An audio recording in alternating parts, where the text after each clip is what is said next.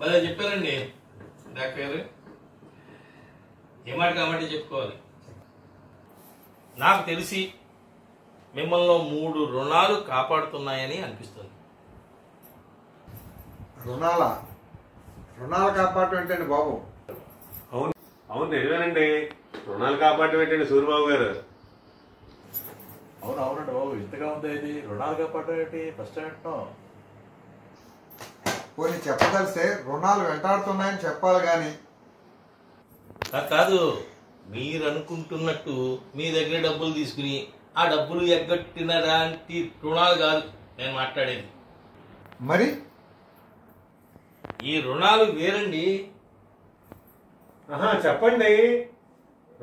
వింటాం, ఏంటో చెప్పండి బాబు. ఒకటి పితృ రుణం,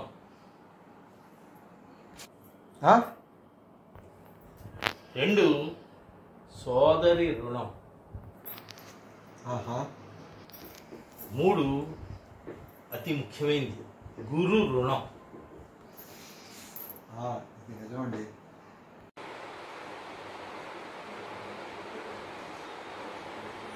వాళ్ళకి ఎప్పుడు నేను అప్పులేనండి. ఉన్నారు. గత జన్మలో మీరు వాళ్ళకి రుణపడి ఉన్నారు. ఈ జన్మలో ఆ రుణాన్ని తీర్చుకుంటున్నారు. అదే నేను చెప్పబోయేది. ఏమండి ఏంటో కాస్త క్లియర్గా చెప్పండి బాబు. అవునవును, అదేదో కాస్త వివరంగా చెప్పండి బాబు. మీరు సస్పెన్స్ లో పెట్టగా అదేదో చెప్పండి బాబు. చెప్తానండి, మీ అందరికీ అర్థమయ్యేటట్టు చెప్తాను. మీ ఫాదర్ కీర్తిశేషులు బిక్కిన సత్యనారాయణమూర్తి గారు. ఆయన గొప్ప సాహితీవేత్త. అంతకు ముందుగా మంచి వ్యవసాయదారుడు. వ్యవసాయదారుడు అంటే ఏదో వ్యవసాయం చేయడమే కాదు, వ్యవసాయంలో ఉన్నటువంటి ఆ సాయం అనే పదాన్ని 100కి 100 పాళ్ళు ఆయన ఆపాదించుకొని ఆయన చనిపోయేదాకా కూడా ఆ ఊళ్ళో ఉన్న వాళ్ళకి కానీ చుట్టుపక్కల ఉన్న వాళ్ళకి కానీ వారు చేసేటువంటి సహాయాలు అవి ఈ రోజుకి ఆయన భౌతికంగా మన మధ్య లేకపోయినా మానసికంగా అందరి మనస్సుల్లో కూడా గూడు కట్టుకున్నారు. అంతేనండి. మరి ఆయన ఓ రకంగా సాహిత్యం వ్యవసాయం చేశారు, ఇంకో రకంగా వైద్య వ్యవసాయం చేశారు. హోమియోపతి ద్వారా ఉచితంగా అక్కడ ఉన్నటువంటి వాళ్ళందరికీ కూడా వైద్యం చేయటం అనేది ఆషామేషి వ్యవహారం కాదు, మామూలు విషయం కాదు, అందరికీ సాధ్యమయ్యేది కాదు. ఒక మంచి మనస్సు ఉంటే తప్ప ఇవన్నీ జరగవు. అందుకే అయితే ఆయన అంత గొప్పగా సేవలు చేసాడు, బాగానే ఉంది. అలాగని వాళ్ళ పిల్లలుగా మనందరం ఏదో సేవ చెయ్యాలి, మా నాన్నగారు నాకు చాలా బాగా చేశారు ఊరికి, నేను చెయ్యాలి అని అనుకుంటే సాధ్యం అవ్వాలిగా. అందరికీ అది సాధ్యం అవ్వదు. కానీ మన డాక్టర్ రామ్ మనోహర్ గారి గొప్పతనం ఏంటంటే వాళ్ళ తండ్రి గారు ఏదైతే అందించారో ఆ సంస్కార భావాల్ని పుణికిపుచ్చుకొని వాటితో ఈ రోజుకి కూడా అక్కడ రాజోలు గ్రామంలో చిన్నపాటి ప్రతి వారం హోమియోపతి వైద్యం ఆయనని అనుసరించిన వాళ్ళ ద్వారా చేయిస్తారు. అంతేనా? ఇక్కడ ఈయన ఎంబీబీఎస్ చదవటం, మెడికల్ ప్రాక్టీస్ ఉంది, దాంతో పాటుగా హోమియోపతితో కూడా ఈయన అనుసంధానం చేసుకుని వాళ్ళ నాన్నగారి యొక్క ఆశల్ని ఆశయాల్ని ఓ రకంగా పండిస్తున్నారు. అంటే దీన్ని బట్టి ఏంటి అర్థమైంది? పితృ రుణాన్ని ఆయన 100కి 100 పాళ్ళు తీర్చుకున్నట్ట కాదా? చాలా చక్కగా చెప్పారు సూర్యబాబు గారు. ఇందులో నా దేవి సూర్యబాబు గారు, ఇదంతా మా తల్లిదండ్రులు పెట్టిన భిక్ష. మొదటి రుణం బాగా చెప్పారండి. మరి రెండో రుణం? అవునవును డాక్టర్ గారు, రెండో రుణం ఏం చెప్తారో మరి చూద్దాం. ఇక రెండవ రుణం, సరే ఇది చెప్పచ్చో చెప్పకూడదో తెలియదు కానీ అస్వస్థురాలై ఉన్నటువంటి లోకం పోకడ తెలియనటువంటి ఒక అమాయకురాలిగా ఉన్నటువంటి మీ సోదరిని కంటికి రెప్పలా కాపాడు, ఒక మనిషిని ఆవిడ దగ్గర అనునిత్యం ఆవిడ చూసుకునేలా చూస్తూ ఆవిడ యోగక్షేమాలు కనిపెడుతూ మీరు ఒక డాక్టర్గానే కాకుండా ఒక అన్నలాగా, ఒక తండ్రిలాగా, ఒక తల్లిలాగా ఆవిడ్ని మీరు సాగుతున్నటువంటి విధానం చూస్తుంటే నాకు చాలా ఆనందం వేస్తుంది. ఇంకా చెప్పాలంటే ఇది మరి సోదరి రుణం తీర్చుకున్నట్టు కాదా? మీరే చెప్పండి. సూర్యబాబు గారు, ఇందులో రుణం ఏముందండి? పెద్దోడుగా అది నా బాధ్యత. మా అమ్మకి ఇచ్చిన మాట కూడా నేను నెరవేర్చుకుంటున్నాను. ఓ రకంగా చూస్తే ప్రసాద్ గారు, ఆవిడ పరిస్థితికి ఎవరైనా అయితే ఇదేం కర్మరా బాబు, ప్రతిరోజు ఈ సేవలు చేయడం ఏమిటి అని అనుకుంటారు. పోనీ ఈయనైతే అన్నగారు కాబట్టి సోదరుడిగా ఏదో ఆవిడకి చెయ్యాలి సేవలని. మరి వీరి భార్య నిజం చెప్పాలంటే ఆవిడ ఒక దేవత అండి. ఈ విషయంలో మాత్రం ఆవిడికి ఏ లోటు రానివ్వకుండా ఒక మనిషిని ప్రత్యేకంగా అక్కడ ఉంచి సపర్యలు చేయటం, ఆవిడ ఆరోగ్యంగా ఉండేలాగా, ఆవిడ జీవితం ఎటువంటి కష్టాలకి లోనవ్వకుండా, ఉన్న కష్టమే చాలు కానీ ఆ కష్టం కన్నా ఇంకెక్కువ కష్టం కలిగించకూడదు అనేటువంటి భావన మరి వీరి భార్య గారిలో ఉండటం అనేది అది నాకు చాలా ఆశ్చర్యపరిచేది, ఆనందపరిచేది. ఎందుకు అంటే సార్, ప్రస్తుత పరిస్థితుల్లో మనం చూస్తున్నాం గణేష్ గారు ఎలా ఉంటున్నారు, బయట ప్రపంచం ఎలా ఉంటుంది. ఇటువంటి ప్రపంచంలో ఇదొక సెపరేట్ ప్రపంచం, ప్రత్యేక ప్రపంచం మా డాక్టర్ గారిది అని అనిపిస్తుంది. అందుకనే ఈ సోదరి రుణం ఆయన తీర్చుకుంటున్నారు అని అన్నది. అవునంటారా కాదంటారా? నేను మీతో ఏకీభవిస్తాను. ఇక మూడవ రుణం. అవునండి, ఇంకోటి మూడో రుణం ఉంది కదా. ఇక మూడో రుణం ఏం చెప్తారో. ఇక ఇందాక చెప్పినట్టు మూడో రుణం గురు రుణం. ఇది ఒక రకంగా చెప్పాలంటే ఈయన వైద్య సేవలు అందిస్తున్నారు. వైద్య సేవల పరంగా చూసుకుంటే ఈయన గురువు గారు సుందర శివరావు గారు. ఆయన రంగరాయ మెడికల్ కాలేజీ ప్రిన్సిపాల్గా చేశారు. World famous pathologist. అయితే ఆయనకి ఎన్నో ఆఫర్లు వచ్చేటండి. అన్ని ఆఫర్లని తోసిరాజని మన రామ్ మనోహర్ గారి హాస్పిటల్లో నేను నీ దగ్గరే ఉంటానయ్యా, నీతో పాటు సర్వీస్ని అందిస్తాను జనానికి అని చెప్పటం వెనక ఎంత మంచితనం ఈయనలో లేకపోతే ఇది జరుగుతుంది చెప్పండి ప్రసాద్ గారు. అంటే ఏదో మన డాక్టర్ గారు కదా, మనకు తెలుసు కదా, ఏదో డబ్బా కొడితే బాగుంటుందేమో అని అనిపిస్తుంది అని అనుకోవద్దు.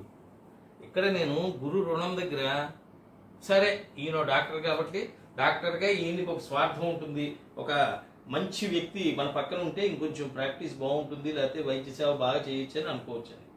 అది తీసేయండి. వైద్యుడికి సాహిత్యానికి సంబంధం ఏంటి? సాహిత్య రంగంలోకి మళ్ళీ అడుగుపెట్టి అక్కడ ఉన్నటువంటి గురువులందరికీ కూడా వీరి ఫాదర్ స్మారకార్థం ఎన్నో ఎన్నో ఎన్నో ఎన్నో ప్రసంగ తరంగని పేరిటి కార్యక్రమాలు నిర్వహించారు లేదా, ఇప్పటికీ నిర్వహిస్తున్నారా లేదా? ఇది ఒక ఎత్తు అయితే, మరి నిజంగా పండితోత్తములు, ప్రపంచమంతా గర్వించదగ్గ మధుర కృష్ణమూర్తి శాస్త్రి గారు, జ్యోతిష బ్రహ్మాండం, ఒక రకంగా ఎన్నో దేవాలయాలకి ఆయన ప్రాణప్రతిష్ఠ చేసినటువంటి వ్యక్తి. ఎప్పుడూ కూడా ఇలాగ చెయ్యి చాచని వ్యక్తి. అటువంటి వ్యక్తికి ఈయన ఒక దత్తపుత్రుడిలాగా, పెద్ద కొడుకులాగా ఉన్నాడు అంటే ఏదో పూర్వజన్మ సుకృతం ఈయనకి ఉండబట్టి అది అయింది. అలా కాకుండా ఈయన పూర్వజన్మలో ఏదో రుణం పడి ఉన్నారన్నమాట ఆయనకి. అందుకని ఆ రుణాన్ని ఈ జన్మలో వారు బ్రతికున్నంతకాలం కూడా వారి సేవ చేసుకుంటూ, ఎప్పుడు వారు పిలిస్తే అప్పుడు చాలా సాధారణంగా వెళుతూ వారిని ఒక పితృదేవులుగా వీరు గౌరవించటం చూస్తే అది ఒక రకంగా గురు రుణం తీర్చుకున్నట్టే. ఇక ఇంకో కోణం ఉందండి. ఓ రకంగా చెప్పాలంటే ఎక్కడో మద్రాసులో ఘంటసాల మాస్టర్తో పాటుగా సంగీతాన్ని అభ్యసించినటువంటి వ్యక్తి, లేదా ఘంటసాల మాస్టర్కి ధీటుగానే ఆయన కూడా చేయగలిగేటువంటి వ్యక్తి త్యాగరాజ్ మాస్టర్. ఎస్ రాజేశ్వరరావు గారి శిష్యుడు. అటువంటి త్యాగరాజ్ మాస్టర్ దగ్గర ఈయన 60 దాటిన తర్వాత సంగీత సాధన చేశారు. అన్నమాచార్య కీర్తనలు ప్రాక్టీస్ చేశారు. మిగిలిన ఇవేంటివి లలిత సంగీతాలు సినిమా పాటల్ని కూడా ప్రాక్టీస్ చేయడం జరిగింది. ఇదంతా చూస్తే గురు రుణాన్ని తీర్చుకున్నట్ట కాదా చెప్పండి. అందుకే సార్ 3 రుణాలు ఆయన ఈరోజు తీర్చుకుంటున్నారు అని అన్నాను. కానీ గణేష్ గారు మీకు సందేహం వచ్చి ఉండాలే, 3 కాదండి సూరిబాబు గారు 4వ రుణం కూడా ఉంది అని వచ్చిందా లేదా మీకు డౌట్? అది ఆ 4వ రుణం ఏంటో తెలుసా? మిత్ర రుణం. ఎందుకు చెప్తున్నానంటే సార్, చాలా మందికి మిత్రులు ఉంటారు, స్నేహితులు ఉంటారు, కానీ హితులు అనేవాళ్ళు చాలా తక్కువ ఉన్నారు. ఇక్కడ డాక్టర్ గారి దగ్గర ఏంటంటే, ఒకసారి ఆ మిత్రుడిని నమ్మితే అతన్ని పోగొట్టుకోవడానికి ఇష్టపడరు, వారితో సహవాసం చేయటానికి సహచర్యం చేయటానికి వెనకాడు. అతను చిన్న వ్యక్త పెద్ద వ్యక్త లేకపోతే ఇంకొకళ్ళ కాదు. ఈ సంస్కారం ఏంటంటే ఆయన ముందు నుంచి చెప్తున్నట్టు వాళ్ళ తల్లిదండ్రుల గురువుల ఏమండి వీళ్ళందరి సంస్కారం ఆయనకి రాబట్టి ఈరోజు మనం కూడా సరదాగా వచ్చి ఇక్కడ కూర్చుంటున్నాం. ఈ చూసే వాళ్ళకి చాలా సందేహం రావచ్చు, ఏమిటి సూరిబాబు ఏదో స్వార్థంతో డాక్టర్ గారి దగ్గర వచ్చి ఇలాగేవో కొంచెం బిస్కెట్ వేస్తున్నాడు పొడి వేస్తున్నాడు అని. ఒకటే సార్, మహా అయితే ఆయన దగ్గర నేను ఏం తీసుకోగలను, బీపీ చెక్ చేయించుకోగలను కదా, అంటే బయట 100 రూపాయలు ఇచ్చే బీపీని ఇక్కడ చెక్ చేయించుకోగలను. లేకపోతే వెయింగ్ మిషన్ ఖాళీగా ఉంది కదా అని వచ్చినప్పుడల్లా ఎక్కి ఆ బరువు మిషన్ దగ్గరికి ఆ బరువు ఎంత ఉందో చూసుకోగలను. లేకపోతే షుగర్ టెస్ట్ కింద చేయించుకుని దానికి ఏదో సగం డబ్బులు ఇవ్వగలను.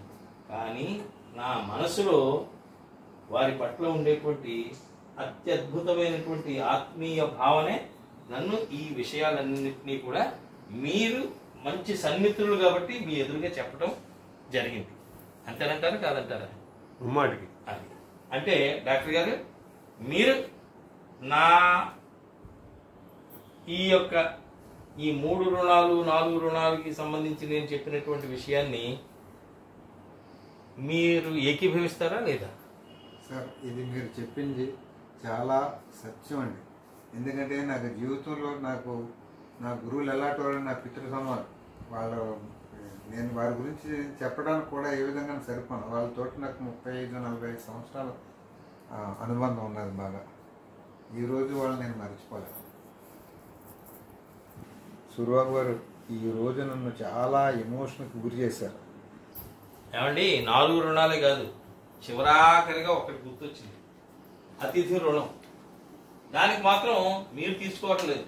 నాకు తెలిసి మా అక్కయ్య గారు సరోజిని గారు 100కి 100 పళ్ళు తీర్చుకుంటున్నారు. ఎవరైనా ఇంటికి వస్తే వాళ్ళకి అద్భుతమైనటువంటి ఆతిథ్యాన్ని ఇచ్చి ఆ పండితుడైనా పామరుడైనా లేకపోతే కళాకారుడైనా లేకపోతే విద్వాంసుడైనా ఒక గాయకుడైనా సాహితీవేత్త అయినా వీళ్ళ ఇంటికి వచ్చిన వాళ్ళు మర్చిపోలేకపోతున్నారు. ఎప్పుడు ఫోన్ చేసినా అమ్మ డొక్కా సీతమ్మ గారిలాగా ఆవిడ ఏం ఆతిథ్యం ఇచ్చిందండి అంటున్నారు. అంటే ఓ రకంగా ఆవిడ ఇచ్చే ఆతిథ్యాన్ని ఆపకుండా ఓకే నీ యొక్క భావనలో నువ్వు వెళ్ళు అని ఈయన సహకరించడంలో ఈయన కూడా ఆ పుణ్యాన్ని చేసుకుంటున్నట్టే కదా. అంటే పూర్వజన్మలో ఏదో ఉన్నటువంటి రుణాన్ని ఈ జన్మలో మీరు తీర్చేసుకుంటున్నారు సార్. అందుకని మీరు నేనేం అంత గొప్పవాడిని కాదు, నన్నంత ఎక్కువగా మీరేమీ చెప్పక్కర్లేదు అని మీరన్నా గొప్పవారని చెప్పట్లే, మంచి మనసు ఉన్నటువంటి వ్యక్తి అని చెప్తున్నా. ఈరోజు నగరంలో 1000 మందో లేదా 100 మందో డాక్టర్లు ఉన్నారు. అందరూ గొప్ప పనులు చేయాలని లేదు, కానీ మీకన్నా ఎక్కువగా కోట్లలో సంపాదించే వాళ్ళు ఉండొచ్చు. బట్ మంచి మనసు ఉండటం అనేది, లేదా ఒక సాహితీకారుని కానీ ఒక గాయకుడిని కానీ ఒక కళాకారుడిని కానీ వీళ్ళని గౌరవించడం అనేటువంటి సంస్కారం అంతమందిలో ఉండాలని లేదుగా, ఉండలేదుగా. మరి మీకే ఎందుకు వచ్చింది అంటే పూర్వజన్మ సుకృతం అని ఒక పక్కనంటే పూర్వజన్మలో మీరు చేసినటువంటి రుణాలు ఏవైతే ఉన్నాయో అవి ఈ జన్మలో మీరు ఇంకో ఈ విధంగా తీర్చేసుకుంటున్నారు. ఏమండి మీరు దీనికి ఏకీభవిస్తారా లేదా గణేష్ గారు, ప్రసాద్ గారు? అంటే నేను చెప్పింది కరెక్టా కాదా? నేనేమి పెద్ద నా స్వార్థంతో చెప్పట్లా, నేను ఆయన మనసెరిగినటువంటి వ్యక్తిగా డాక్టర్ బిక్కిన రామ్ మనోహర్ గారి యొక్క ఆత్మీయునిగా నేను ఈ విషయాలన్నీ కూడా పంచుకోవాలని అనుకున్నాను. ఇంకొక విషయం చెప్పగలను, వీళ్ళ పిల్లలు ఉన్నారండి ప్రకాష్, వీళ్ళు వాళ్ళ భార్య కానీ, అంటే వీళ్ళ కోడలు కానీ, అమ్మాయి కానీ, అల్లుడు కానీ, వీళ్ళందరూ కూడా ఈయన చేసేటువంటి కార్యక్రమాలు, ఇప్పుడు మనం అన్నమాచార్య కీర్తనలో సీడీ చేసాం, లేకపోతే విజిల్ సాంగ్స్ 100 వరకు చేసాం, వీటన్నిటికీ కూడా వాళ్ళు ఎప్పుడూ అడ్డు చెప్పకుండా, నాన్నగారండి మీ యొక్క ఆనందమే మీ ఆరోగ్యం, కాబట్టి మీరు ఆరోగ్యంగా ఉంటే మాకు ఆనందం, కాబట్టి మీరు ఏదైతే ఆనందానికి చేరువయ్యేలాంటివి చేస్తారో అనుకుంటారో వాటిని మీరు కంటిన్యూ చేయండి, మేము ఎప్పుడూ అడ్డు చెప్పమని వాళ్ళు నిజంగా వాళ్ళు పిల్లలు సహకరించేటువంటి విధానం చూస్తే నాకు కూడా చాలా గర్వంగా ఫీల్ అవుతాను, ప్రౌడ్గా ఫీల్ అవుతాను. ఎందుకంటే మంచి ధనం ఉండటమే కాదండి, మంచితనం కూడా ప్రపంచంలో ఉండాలి. అది పుష్కలంగా ఈయన దగ్గర ఉంది. సో ఈ రోజుకి ఆయనకి కాదు కడుపు నిండుద్దో లేదో తెలియదు, కానీ నాకు ఈ 4 మాటలు ఇలా చెప్పడం ద్వారా నాకు కడుపు నిండిపోయింది. డాక్టర్ గారు, బాబు గారు నన్ను చాలా ఎమోషనల్ గురి చేశారు. కానీ మా పితృదేవుడు గురు సమానులు అయిన సుందర శివరావు గారు, మా కృష్ణమూర్తి శాస్త్రి గారికి నేను జన్మాంతరం ఎప్పుడూ రుణం ఉంటాను, వారి రుణం తీర్చుకోలేను. అయితే ఈ విధంగా నాకు కృతజ్ఞతలు చెప్పుకునే అవకాశాన్ని కూడా మీరు ఇచ్చారు, మీకు కూడా చాలా థ్యాంక్స్. థ్యాంక్ యూ డాక్టర్ గారు.